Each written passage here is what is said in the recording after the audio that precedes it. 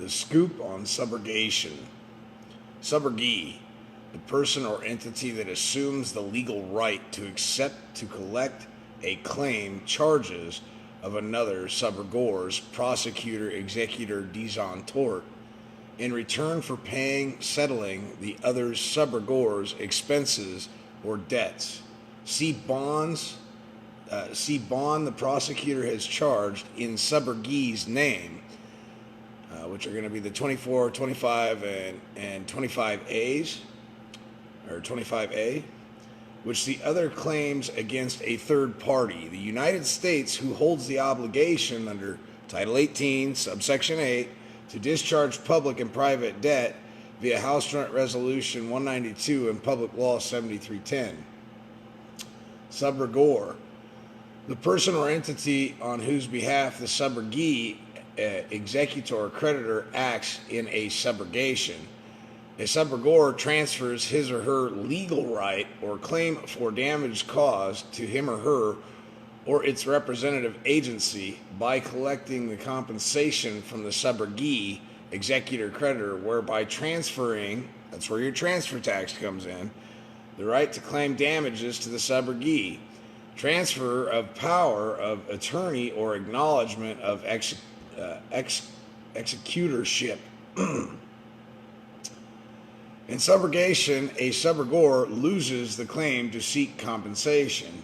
In the simplest terms, subrogation is a natural act where the administrator of an organization, a flesh and blood man, or an administrator of the fiction, settles all charges against the organization he has assumed charge of, whether assumed by nature or law, by passing the charges to the obligor, the person who has promised to discharge the charges. Even more simplified, through the process of conventional subrogation, you as the executor of the organization become the holder and administrator of the charging instrument.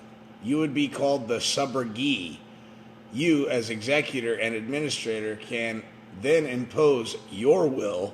This will allow the subrogee, in theory, to use the charging instrument itself as commercial paper to discharge the charge through the United States, who is the grantor. Forgive the charging instrument, rendering the charges void. Settle the charges using a negotiable instrument as executor and cash the charging instrument for the benefit of the estate, or use court enforcement to seal your estate record, effectively conveying the records to private executorship and not under probate. The scoop on subrogation white paper. Subrogation is an ancient equitable right that permits a surety to stand in the shoes of any bond beneficiary that the surety pays and asserts all of the beneficiary's rights against the debtor, principal obligor, to assist the surety in recovering its losses from the debtor. Thus, if the bond beneficiary holds collateral and the surety pays the beneficiary's claims, the surety is entitled to subrogate to its collateral position. Section 509 of the Bankruptcy Code guarantees the surety's subrogation rights. The most important question a surety can ask about bankruptcy, by Deborah S. Griffin and Doreen. We'll just leave it at Doreen. The last name's, that's a good one. The nature of subrogation to the rights of the mortgagee. The primary meaning of subrogation is the act of putting one person in place of another, or a substitution of another person in place of the creditor to whose rights he succeeds in relation to the debt. Formerly, the right of subrogation was limited to transactions between principals and sureties, as when a surety paid the debt of his principal to the creditor, the surety was entitled to have a full benefit of the mortgages or collateral securities for the debt. Both of the legal equitable nature, it has always been held that a party who, on his own motion, discharges the debt of another without any agreement with either the debtor or the creditor in the relationship to how he shall be reimbursed is regarded as a mere volunteer, or as some of the case express it, an intermeddler, and is not entitled to the benefits of the mortgage or collateral security held by the creditor. Report Cases in Law and Equity determined in the Supreme Court, Volume 89. The surety upon payment of a debt might have recourse against this principle, either as standing in the place of the creditor and exercising his rights, or on his own account.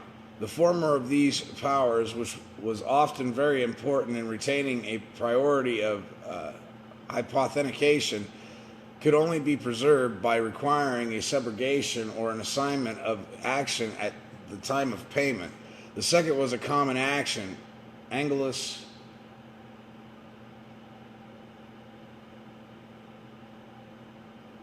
to our action for money paid by the plaintiff for the use of the defendant. The circumstances which are requisites to maintain this action are fully stated. In some cases, the surety had a right to compel payment by the principal before he was himself proceeded against. Excerpt 1.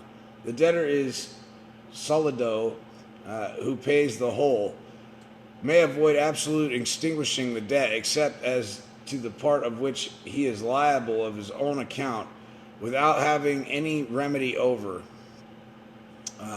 That's via Anti No 264. He has a right to the cessions of the action of the creditor against the other debtors, and by this cession of actions he is considered in some degree as purchasing the right of the creditor. Creditor non in solium accepit sed quandolum. It's all in Latin, guys. The creditor cannot refuse the subrogation or cessions of actions to the debtor who pays the whole, but if he has incapacitated himself from ceding them against anyone, he has so far given up his rights to solidity. When the debtor by the act or written instrument of payment requires a subrogation through the creditor expressly refuses it, the debtor, according to our usage, is nevertheless entitled to enjoy it without being under the necessity of instituting any process to compel the creditor to grant it. The law in this case supplies what the creditor ought to have done and give the debtor who requires it a subrogation to all the rights and actions of the creditor. Suppose the debtor had paid without requiring subrogation. He could not afterwards be subrogated to the action of the creditor for the pure and simple payment which he had made, having entirely extinguished the credit and all the rights and actions resulting from it. The credit cannot afterwards be ceded, which does not any longer exist. And that's in Latin again. So the doctrine of subrogation, as it occurs in the administration of one property, in a class waiver of subrogation would be lost in the following manner. It shows naturally the subrogee is the mother and the father, whom by the laws of agency are the owners and the holders of the property which contain their likeness. This entitles the mother and the father to function as administrators of the estate or house. And then we go to the other side. It says, but by contractual application, because a debtor becomes a debtor when the mother and father whom register their property with the state fails to properly claim their property at law and becomes guardian at law under probate law instead of administrator of the registered organization, thereby surrendering their natural capacity as administrators over the property. See UCC 9 definitions. So you'll find that UCC 9 102. would be my guess on that after I've read through UCC 9 so thoroughly. In an example of reestablishing the natural position of subrogee, in a court, the legal subrogee is the prosecutor whom by administrative rules of the corporate union you have acted subservient to, represent the state in a commercial transaction against the organization you failed to claim as yours as prescribed at law, and by contractual application becomes the creditor when you fail to invoke your absolute right of subrogation by simply invoking the prosecuting by invoking it and prosecuting the settlement as the true creditor. Now the conventional subrogee is you, whom by the ancient method of subrogation have overcome the presumption of the court that your organization is absconding debtor, allowed to remain such by the lack of organizational structure. Essentially, the organization is seen as a minor without the capacity to self-govern until you, as principal agent, show your ability to operate at law. You, and by subrogation, you accept and acknowledge that you are willing and able to administer the organization at law, then demonstrate the capacity by prosecuting the settlement by discharging the charges at law. And that's subrogation. I kind of skipped a couple pages on that because what did I want to get into here?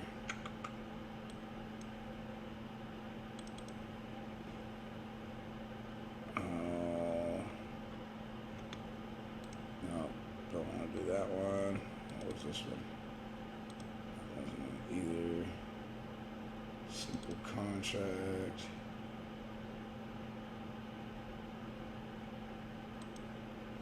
No.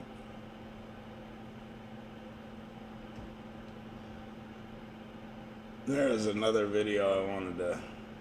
There's some more information I wanted to capitalize on, but I don't have it before me at this moment in time.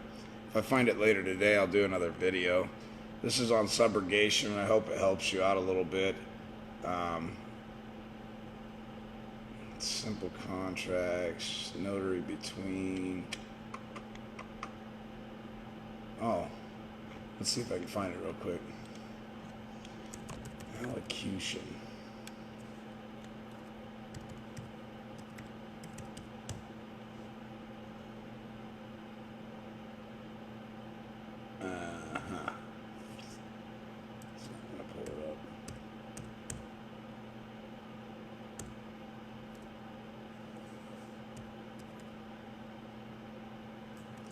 Alright, I'm going to end this video.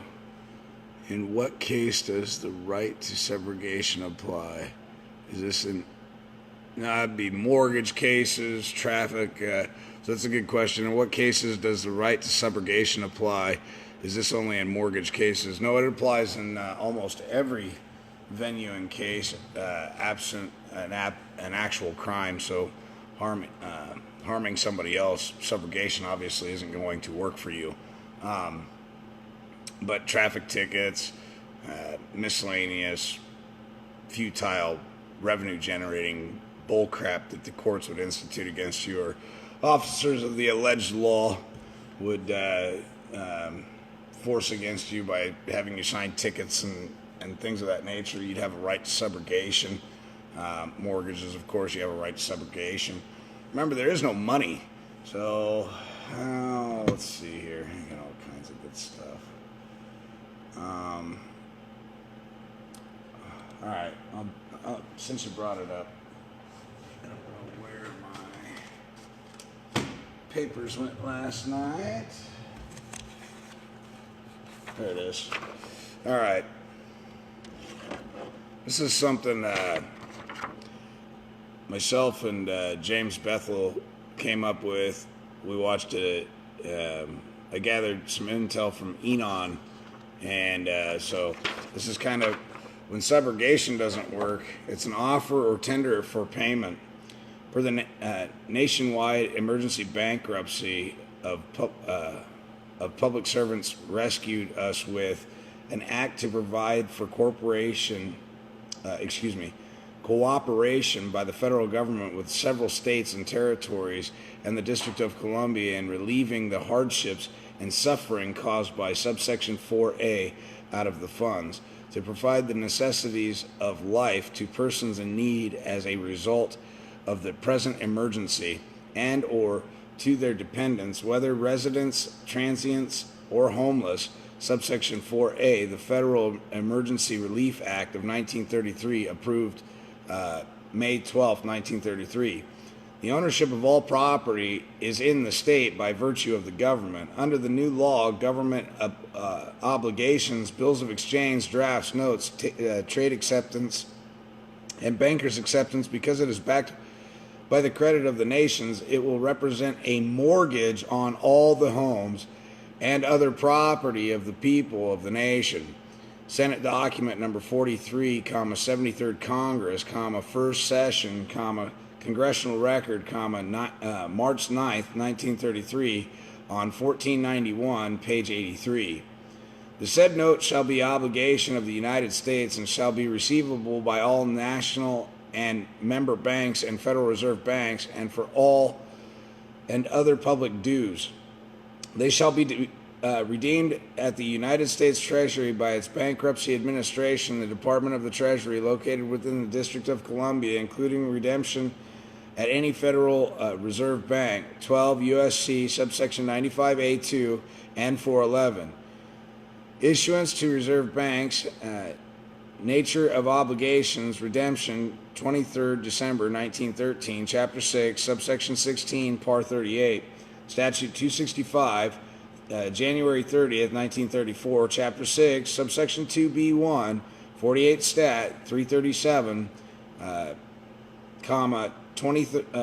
23rd, 1935, Chapter 614, Title 2, subsection 203A, 49 Stat 704. You are hereby notified of this, my offer of a coupon for tendering payment of public obligation, duties, costs, and other public debts, claims whatsoever the concerns United States property, thereby deemed by operation of its statutes to be government obligations and must be handled in accordance with said statutes. I hereby accept the obligation at issue on behalf of the United States of America for payment using my coupon. I hereby make assignment of said obligation to the Department of Treasury on behalf of the United States Treasury per its bankruptcy.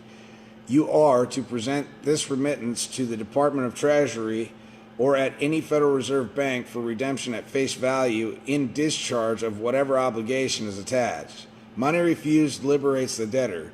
He who does not know what he ought to pay does not want probity in not paying. It says on this, and this was a remittance coupon that we had created. Again, it's I don't know how well you guys can see it, but there's a little line across the top so you can cut it off, and then there's a place for $1 value and some certain. And then on the back of it, when you cut it off, there's the instructions of how to redeem this note, this draft through the Treasury Department, and it tells you the law and how to execute it.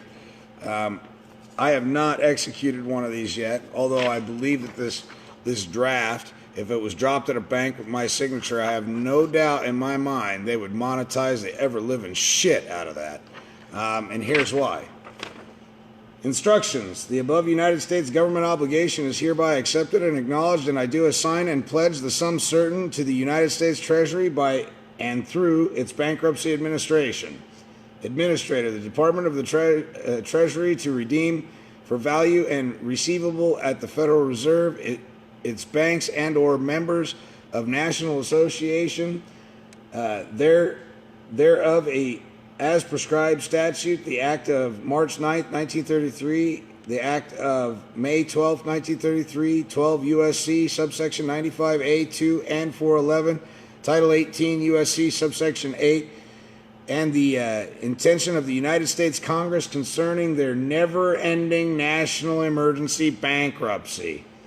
In the memo line, it's payment discharge for, where you would sign on the lower right-hand side. It says creditor for the United States of America, draw E and payor, as marked by agent without prejudice or recourse. On the back of the instrument, it says non-negotiable, non-transferable as per usury laws. This shall serve as my notice of change in terms of contract, canceling and or suspending any acceleration penalties, and paying the U.S. government debt obligations for value through acceptance pleadings, pledging a sum certain. Since March 9th, 1933, the United States has been in a state of declared national emergency. Senate Report 93, 549, 24th July 1973, Public Law 94, 112, September 14th, 1976, 7 CFR, subsection 1901.508, servicing of insured notes outstanding with investors. Endorse the insured note as follows. Pay to the order of, without recourse. The holder will then deliver the endorsed note to the Director Finance Office. On receipt of the endorsed note, the Director Finance Office will acknowledge recipient of the note and process payment to the assignor of the par value of the note as of the date of the Treasury written instrument. And that was something that was, like I said, Enon, myself, and Mr. James Bethel with the James Bethel Specials created this little promissory note. And, you know, so, ladies and gentlemen, you create a mortgage with a piece of paper. You don't get anything in return. You get jack nothing from the banks. They don't come with a pile of paper, a pallet of paper in front of you and hand it to you. So you receive nothing in return for your promissory note, for which they monetize times 10 through the fractional reserve banking. And then they turn around and come back to foreclose on you because of a security agreement. Now, if a debt was created with a piece of paper, I don't know, but what say you? Can a debt not be offset with a piece of paper as well? I think so. I just read you the laws and the reason for why you can offset a debt with a piece of paper, because to create debt on a ledger is nothing more than a piece of paper, a pledge, right? And then to make that pledge disappear, to fulfill that instrument, if I receive something by signing a piece of paper, it only seemed right that I could turn around and redeem it with a piece of paper as well. Okay, it's that simple, folks. If you didn't get any physical paper from the bank, then what do you owe them? You owe them one of these. Give it to them. Give them one of these. Say, here you go, offset, discharge, and pay the debt. I'm the creditor of the United States of America. I live in the de jure side of things, on the private side, and I'm here to handle this affair amicably.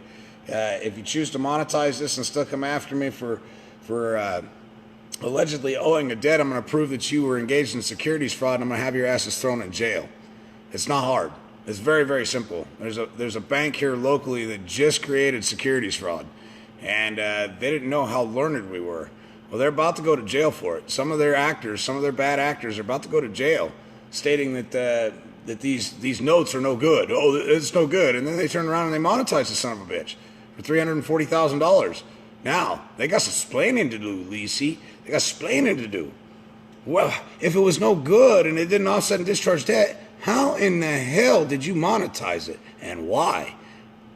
So, it's going to be interesting. Anyway, needless to say, you guys have a good day. I'm going to look for some other knowledge to drop on you. I had a note on allocution, and I really, really enjoyed it, and I'll have to find it again. Hopefully I'll come across it, but I'll do one on allocution. Allocution is a fundamental right you have at sentencing.